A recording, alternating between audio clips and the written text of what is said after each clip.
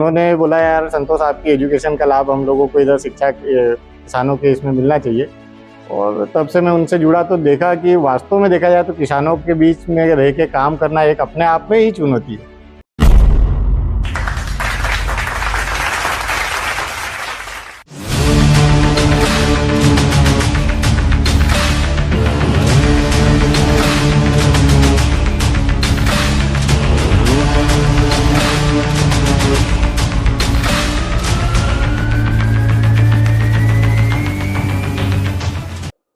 मैं संतोष कुमार चंपालाल महाजन धुलकोट जो जनजातीय क्षेत्र है वहाँ रहता हूँ और वर्तमान में भारतीय किसान संघ मालवा इकाई का जो जिला ब्रह्मपुर है, बुरहानपुर कहलाता है, इसका जिलाध्यक्ष हूँ। और सरस्वती शिशु मंदिर धुलकोट उसमें संयोजक का दायित्व देखता हूँ। साथ ही साथ विगत 27 साल से एकल विद्यालय जो सेवा भारती द्वारा संचालित होता है उसका संच का अध्यक्ष हूँ।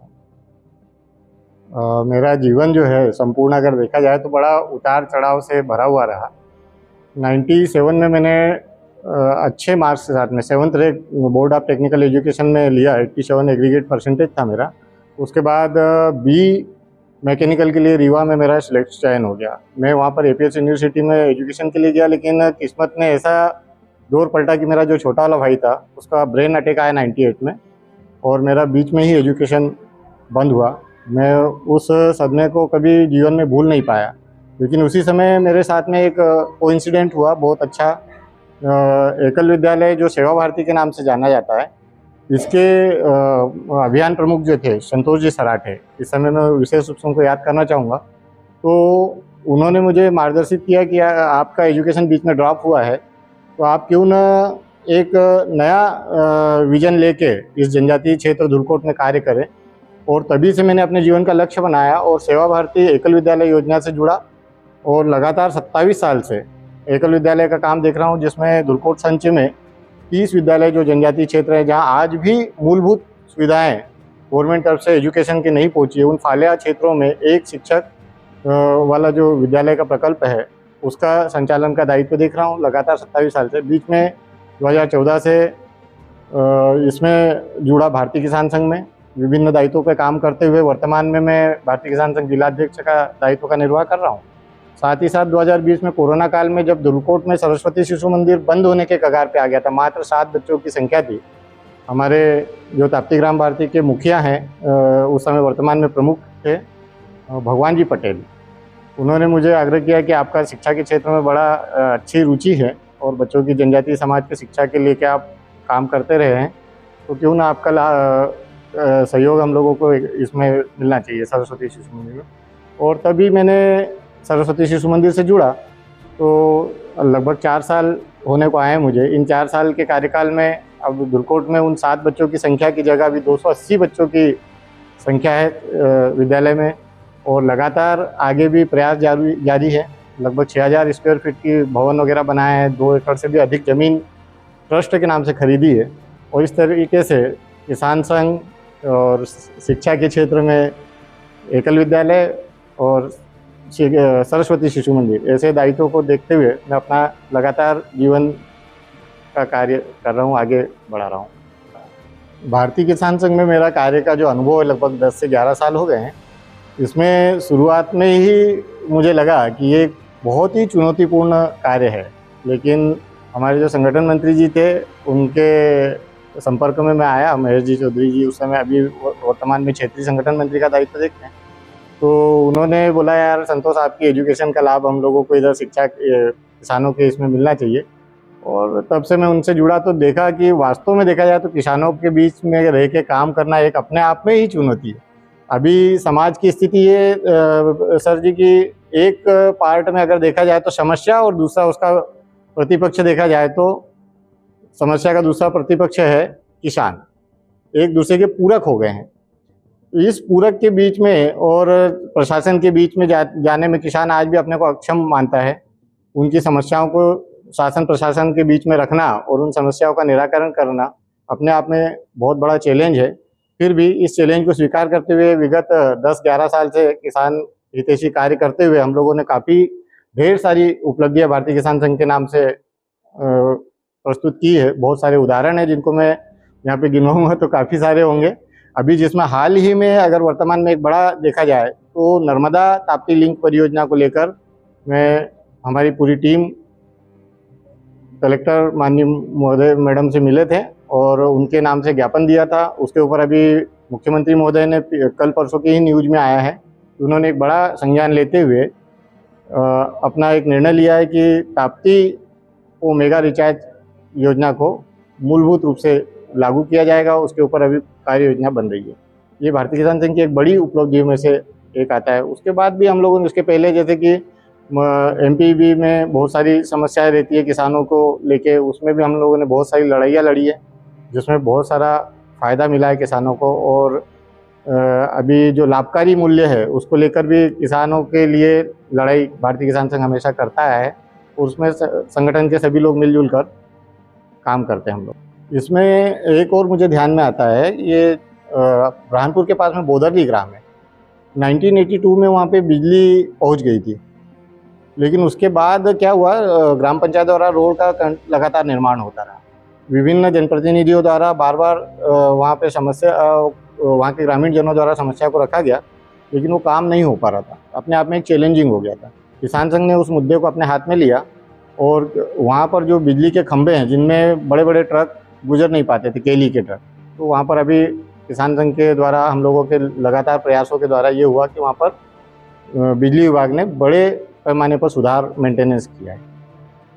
मेरी चुनौतियों को लेकर अगर मैं आपसे बातचीत करूं तो बड़ा विचार करता हूं कि हर पल कहीं ना कहीं जीवन में मेरे को एक पल में अगर बहुत सारी सफलताएं मेरे साथ में जुड़ी तो वो चुनौतियों के परिणाम से ही जुड़ी।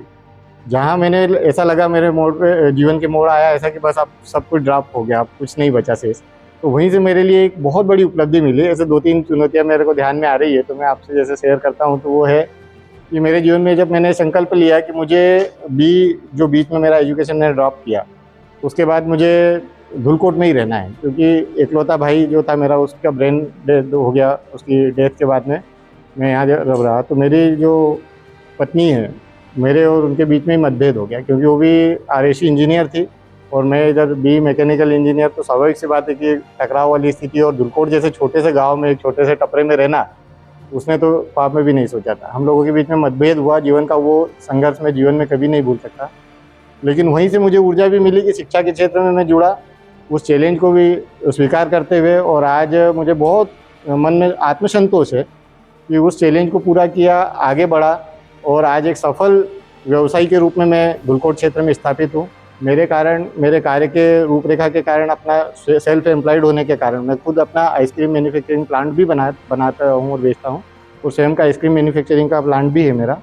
तो उसमें भी मैं बहुत सारे लोगों को रोज़गार दे पाया हूँ। हो सकता है उस समय अगर मैं गाँव छोड़ में नहीं आता तो आज जो लोग एम्प्लॉय है मेरे कारण, मेरे व्यवसाय से जुड़े हुए लोग हैं जो कि आज रोज़गार पा रहे हैं, कम से कम 50 घरों का रोज़गार चलता है, तो वो नहीं कर पाता। मैं एक अपना स्वयं का रोज़गार कहीं जाके ले रहा होता, तो वो एक चैलेंजिंग पॉइंट था। उसके बाद जीवन में दूसरा विवाह करना, वो भी एक चैलेंज था। लेकिन वो भी एक ऐसा समय आया तलाक के बाद में कि वो जो मुझे पत्नी के रूप में मिली, तो वो वास्तव में पत्नी ना होते हुए मेरे लिए गृह लक्ष्मी के रूप में, जिसने मेरा कंधे से कंधा मिलाया। जहाँ मुझे ऐसा लग रहा था कि मेरा जीवन तो अंधकार में हो गया, माता पिता की सेवा के निमित्त में जो रुका हुआ हूँ गाँव में, तो शायद मैंने अपने जीवन का सब कुछ खो दिया।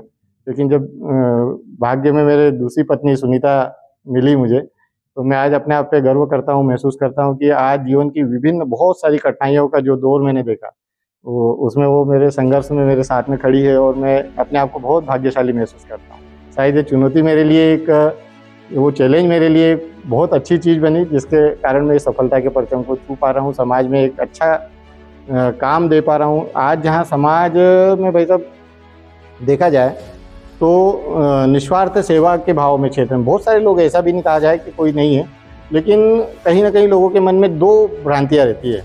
कहीं तो मेरे साथ में कई बार जैसे कि मेरा अपना एकल में भी जुड़ा हुआ हूँ, जनजाति क्षेत्र से जुड़ा हूँ, और कम शिक्षित वाले लोगों से ज़्यादा संपर्क होता है। उन लोगों को लगता है यार भाई साहब आप इतना रात दिन काम करते हैं, समाज में घूमते हैं, तो शायद फिर आपको कहीं ना कहीं मानधन मिलता होगा, कोई तनख्वाह मिलती है क्या, संघ तरफ से आपको कुछ मिलता है क्या, जब तो आप इतना घूमते हैं।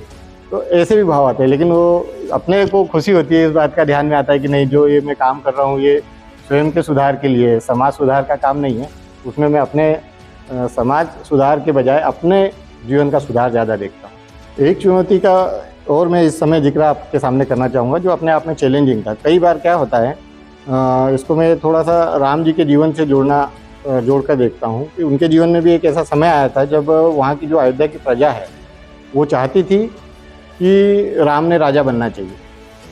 संपूर्ण प्रजा अयोध्या की चाहती थी और राम जी का जो निर्णय था कि जो मेरे पिता का निर्णय है कि मुझे वनवास जाना है तो मैं वनवास ही जाऊँगा, तो उन्होंने जनादेश को भी एक तरफ रखा था। जहाँ हम प्रजातांत्रिक देश में रहते हैं, इसलिए मैं इस चीज़ का विशेष रूप से उल्लेख कर रहा हूँ। ये एक अपने आप में दृष्टांत के रूप में देखना चाहिए कि उन्होंने उस समय जनादेश का अवमानना की, बहुमत की अवमानना की और अपने पिता की बात को मान के आगे बढ़े। वैसे ही मेरे जीवन में अभी 2020-21 के दरमियान एक समय आया जब संघ के दृष्टिकोण में एक भूमि को लेकर धुलकोट में विवाद हुआ। वहाँ का जनमानस का मन था कि इस जमीन पर ही विद्यालय बनना चाहिए, लेकिन वो बहुत रकबा छोटा था। भविष्य के चुनौतियों को और भविष्य के विस्तार को देखते हुए उस जमीन पर विद्यालय निर्माण कर पाना कठिन था। लेकिन लोगों की स्वाभाविक सी बात है कि भावनाएं होती है। उन भावनाओं की कद्र अगर करके संघ अपना काम उनके अनुरूप शायद कर देता तो आज जो वहाँ का जो प्रकल्प जो खड़ा है वो हम लोग नहीं देख पाते।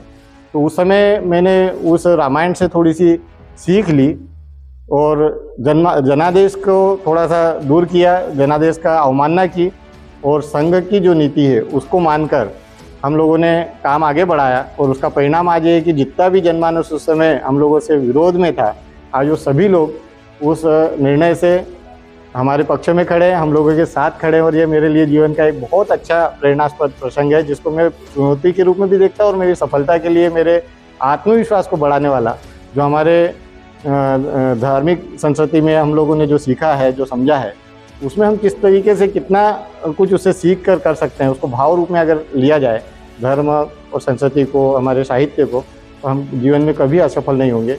ये चीज़ मेरे को उससे बहुत अच्छा प्रेरणा मिलती है। साथ साथ मैं अपने संपूर्ण जीवन को देखते हुए जो मैंने अपना कुछ अचीवमेंट किया है, उन अचीवमेंट जो छोटे छोटे हैं, ग्राम स्तर पे जनजातीय क्षेत्र में रहते हुए जो मैंने सीखा और देखा है, तो मेरे को एक ही चीज़ ध्यान में आती है और युवाओं से भी एक निवेदन करना चाहता हूँ कि जीवन की इस भागदौड़ में कभी हताश मत होना। चाहे तरक्की का जो पैमाना समाज ने बना रखा है, उस पैमाने को फाइनल मत समझना। हमेशा जिस भी जगह पे जहाँ पर भी आप हैं वहाँ प्रामाणिक रहिए। जिस भी जगह आपको दायित्व मिला है उस दायित्व का पूर्ण रूप से पूरी निष्ठा के साथ में निर्वाह कीजिए। निश्चित मानिए कि आपकी सफलता आपके कदम चूमेगी और वही जो काम आप कर रहे हैं वही सच्ची राष्ट्र सेवा है। उसमें कभी ऐसा नहीं समझे कि नहीं मैं कहीं बॉर्डर पे जाके काम करूंगा तो ही राष्ट्र सेवा कर पा रहा हूँ, या कोई बहुत बड़ा दायित्व मिलेगा तो ही मैं काम कर रहा हूँ। जिस भी छोटा सा भी दायित्व है उसकी पूरी निष्ठा और लगन के साथ में आप काम कीजिए, निश्चित रूप से आपको सफलता और नाम मिलेगा। मेरा ये देश के सभी युवाओं से एक और निवेदन है, लीड लैब जैसे संस्थाओं को हमें प्रोत्साहित करना चाहिए। उनको लाइक करें, सब्सक्राइब करें चैनल को और शेयर भी करते रहें, ताकि आप लोगों को भी मेरे जैसे छोटे से छोटे कार्यकर्ता को जानने का, समझने का सौभाग्य प्राप्त हो और आप लोगों को जानकारी मिले कि लीड लैब कितना डीप में जाकर काम करता है। ये सारा कुछ आपको अनुभव मिलेगा लीड लैब के माध्यम से। मैं लीड लैब की टीम का वास्तव में तो हृदय से आभार व्यक्त करता हूँ। उसके पीछे कारण है। कारण ये कि मैं जिस क्षेत्र से आता हूँ वो छोटा सा धुलकोट, जो कि भारत के नक्शे पे भी कहीं दिखाई नहीं देता, लेकिन आपकी जो कर्मठ टीम है, मुझे जानकर आश्चर्य हुआ। अभी भाई साहब से बातचीत हुई, ऋषभ जी और इनसे, तो इन्होंने बताया कि 2 साल पूर्व ही हम आपसे मिल के आ गए थे और आपके कार्य की पद्धति को हमने देखा था। तो मुझे तो आश्चर्य हुआ। फ़ोन पर आप लोगों से बातचीत हुई तो आप लोगों की जो एनालिसिस है, वास्तव में एक छोटे से कस्बे तक पहुँच बनाना और वहाँ के कोई किसी उद्यमी को इस मंच देना, उसको इस मंच पर लाना, अपने आप में बहुत बड़ी चीज़ है। आप वास्तव में प्रैक्टिकल हैं, बधाई के पात्र हैं और समाज के लिए एक अच्छी सोच पहुंचाने में आप जो महत्वपूर्ण भूमिका निभा रहे हैं, उसके लिए मैं आपको कोटि कोटि धन्यवाद देता हूं, आभार व्यक्त करता हूं। आपकी पूरी टीम को पुनः एक बार बहुत बहुत बधाई।